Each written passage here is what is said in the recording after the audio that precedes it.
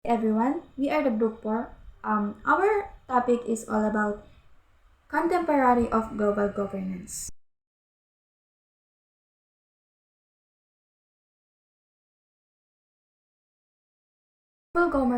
Governance ay tumutukoy sa koordinasyon ng resolusyon ng iba't ibang aktor, kabilang mga bansang international na organisasyon at mga merkado upang sagutin ang mga pandaigdigang hamon at mapabilis ang mga international na ugnayan.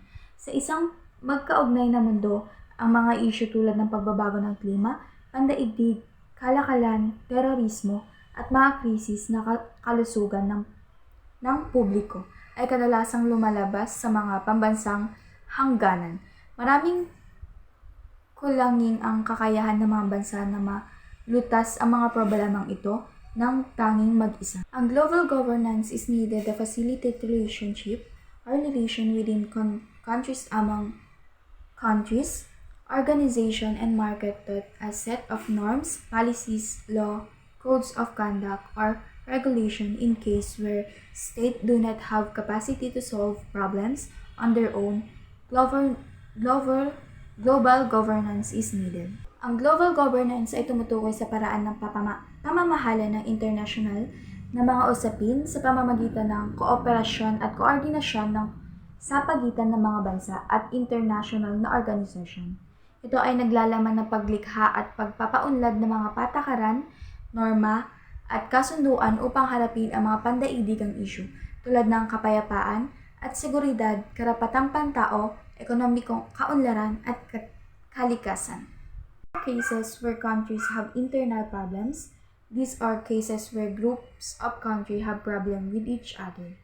Sa kasalukuyang mundong globalisado, may mga oras na hindi kayang solusyonan ng isang bansa o isang grupo ng mga bansa ang kanilang mga suliranin o tunggalian sa pamamagitan ng kanilang mga sariling kakayahan. Narito yung mga dahilan kung bakit nagkakaroon ng issue ang bawat bansa. Pag-uugna-ugnayan. Sa kasalukuyang globalisadong mundo, magkakaugnay ang mga bansa sa pamamagitan ng kalakalan, ekonomiko at international na ugnayan. Ang susunod is kasaysayan ng mga issue, ang ilang mga problemang tulad ng pandaigdigang pagbabago ng klima, terorismo, pandemya, at komplikado at nangangailangan ng koordinasyon, pagsusumikap mula sa maraming bansa. Ang mga isyung ito ay lumalabas sa pambansang hangganan, kaya't mahalaga para sa mga bansa ang pagtutulungan at pagbabahagi ng kanilang mga mapagkukunan upang makahanap ng epektibong solusyon. Factors behind the emergence of global governance. So the first is decline of power of the nation states. The emergence of global governance can be attributed to various factors, and one significant factor is the decline of the power of nation states. The first example is globalization. The increasingly interconnected nature of the world, driven by advancement in technology, trade, and communication, has diminished the ability of states to address global challenges in isolation. Issues such as climate change, international terrorism, and economic interdependence transcend national borders, necessitating international cooperation and governance. So the second is complex interdependence. The global political and economic landscape has become more complex, with nation states relying on one another for resources, security, and economic stability. So the third example is multinational corporations and non-state actors. So the influence of multinational corporations is non-governmental organization or NGOs and other non-state actors has grown significantly. So the fourth is global challenges. Global challenges is a complex global challenges such as climate change, pandemics, and transnational crime are beyond the capacity of any single nation to tackle. So the fifth is emergence of international institutions. The growth of international organizations like the United Nations, World Trade Organization, and International Monetary Fund demonstrates a recognition of the need for collective decisions making and governance on a global scale. So the sixth is shift in sovereignty. Nations are willing ceding some aspects of their sovereignty to international bodies and treaties or treaties, recognizing that certain issues require shared responsibility and authority to address effectively. So, the second factors behind the emergence of global governance is permeability of nation states to vast flows of things. So, the permeability of nation states to vast flows of goods, people, and information is a key factor behind the emergence of global governance.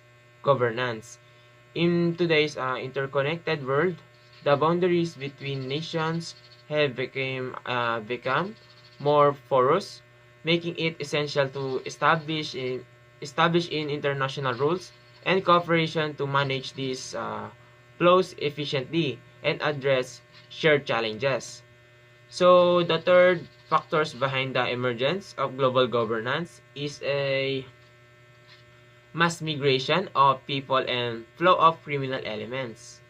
So the mass migration of people and the flow of criminal elements are significant factors behind the emergence of global governance as people and illicit activities cross borders more easily.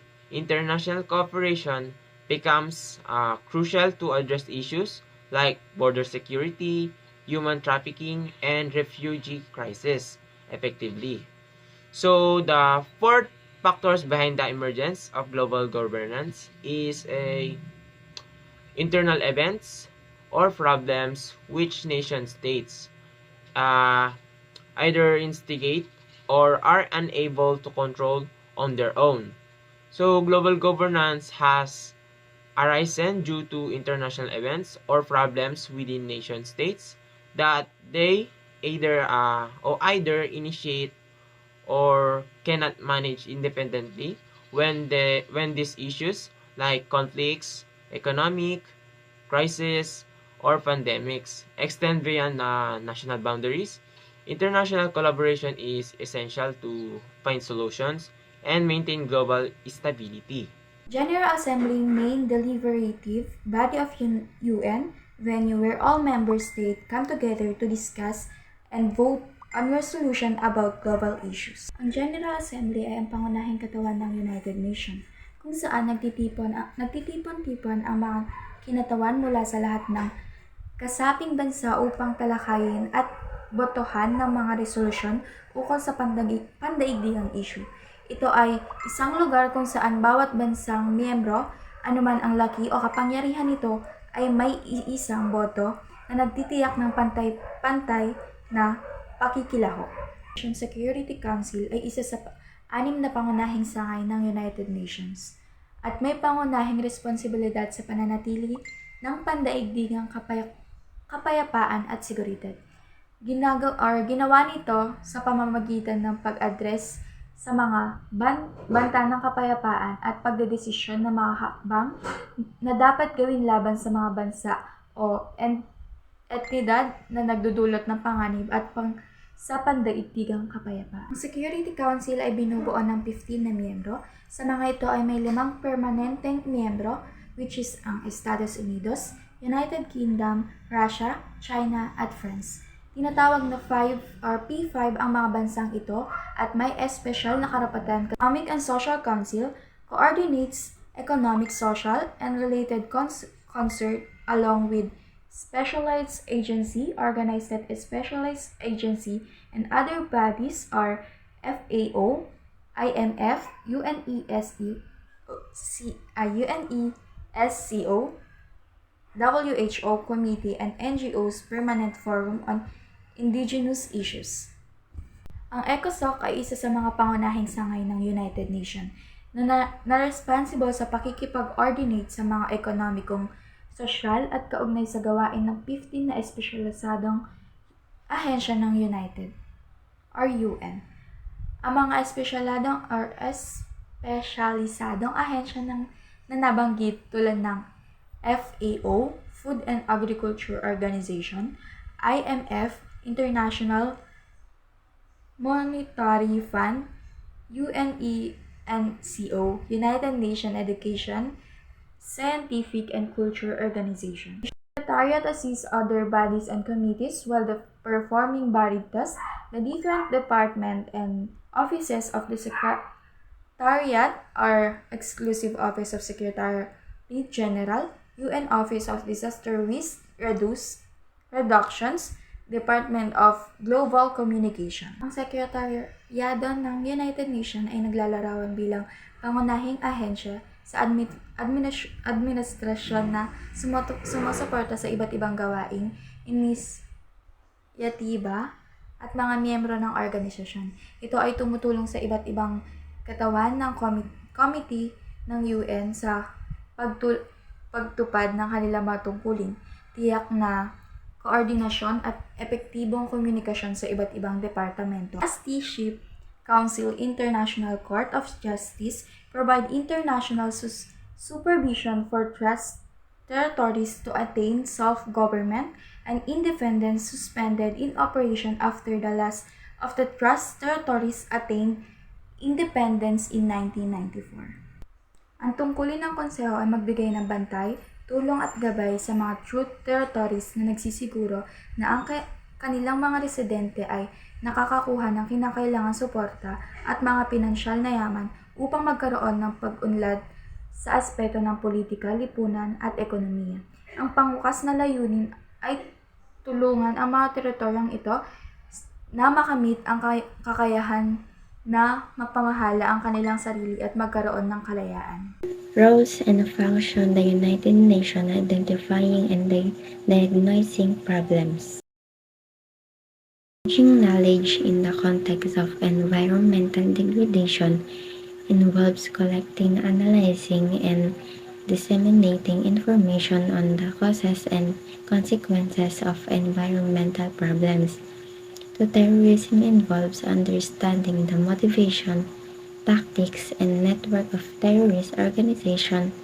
Knowledge management in healthcare involves keeping track of medical research, treatment protocols, and public information.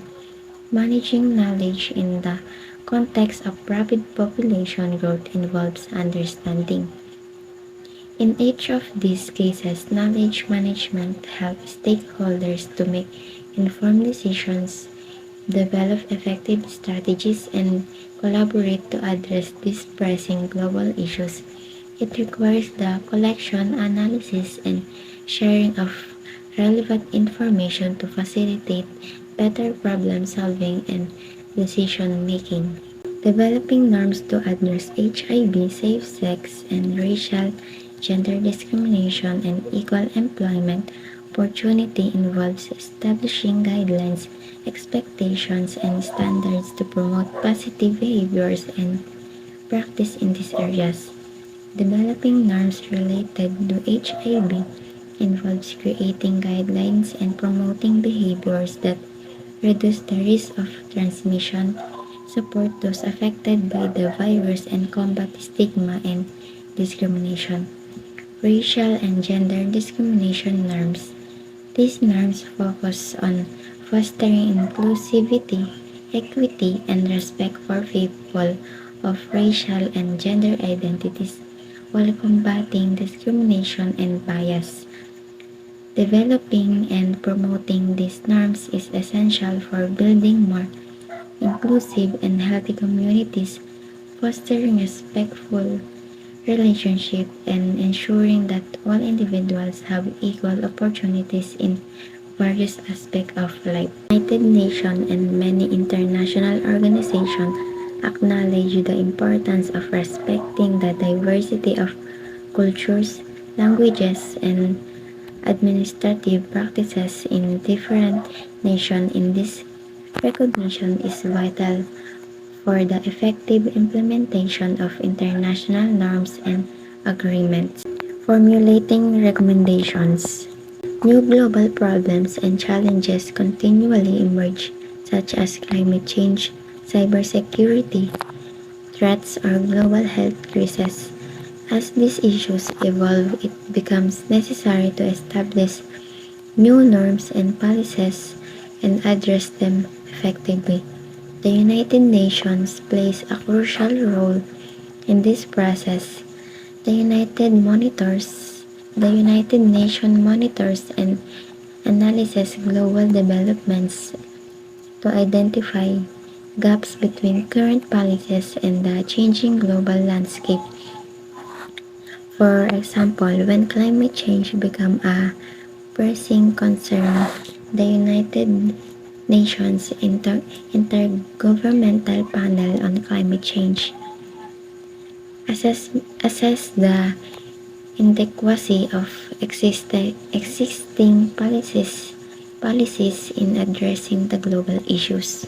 Institutionalizing ideas, a directive that calls for the appointment of organization of entity to be responsible for supervising and managing the execution of a specific program.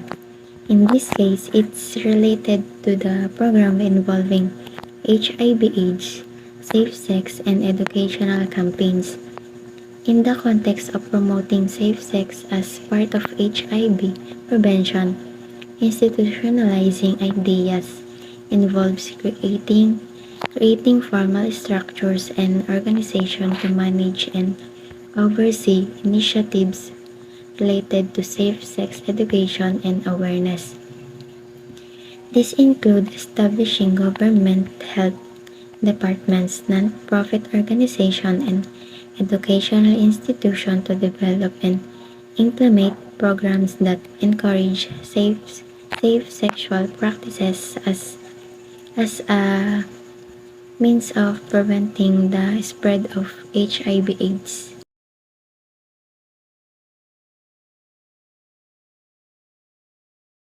Challenges of global governance in the 21st century. Lack of consensus. There is a notion that major powers are often reluctant to engage less prominent stakeholders on issues. Thus, it is difficult to come up with a common vision and agreed action plan. Consensus. In other term, agreement. Kakulangan sa pinagkasunduan. Example, nuclear energy policies. Indistinct and diffuse authority.